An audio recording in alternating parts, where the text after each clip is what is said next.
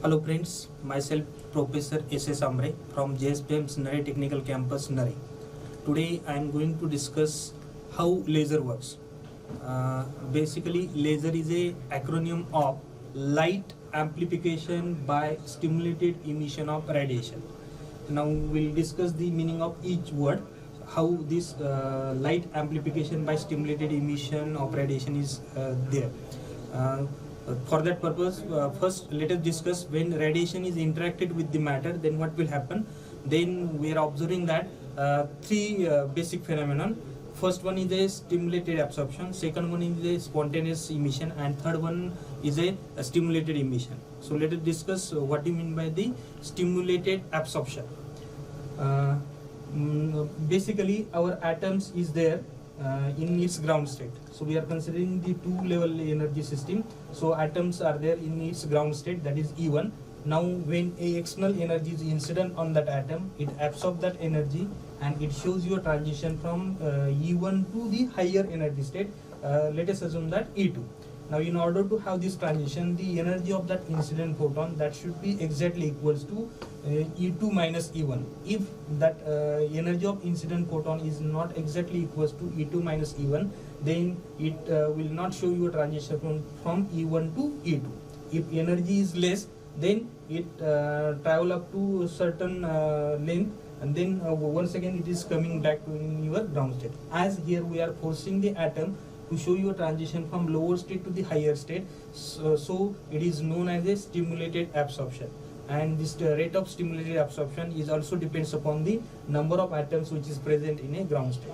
Now the second process, that is spontaneous emission. Now once after absorbing the energy, now your atom is present in a excited state, that is E2 state.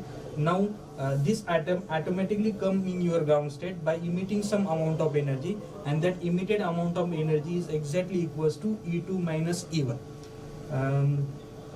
Here, as this atom is automatically comes from excited state to the ground state, so this process is known as a spontaneous emission, and this rate of spontaneous emission is depends upon the number of atoms which is present in a excited state. Now the third process, that is stimulated emission of radiation. Now in this situation, now if your atom is in a excited state, now here depending upon the lifetime of atom in that excited state, if it is greater than 10 to the power minus 8 second, then such a energy state is known as the metastable state, and here atom stays for a longer time. So for stimulated emission purpose, we are forcing that atom by using external energy to show a transition from higher state, that is E2 to E1. And during this transition, now two photons are emitted.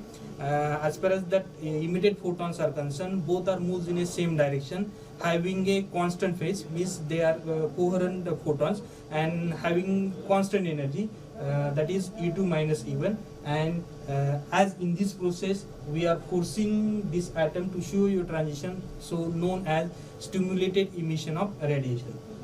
So in this way, when light is interacted with matter, we are observing three phenomena. First one is a stimulated absorption, then second one is a spontaneous emission, and third one is a stimulated emission. Again in stimulated emission, its rate is depends upon the two parameter, energy of that incident photon as well as the number of atom which is present in a excited state, that is E2 state. Hope you have understand the concept. Thank you.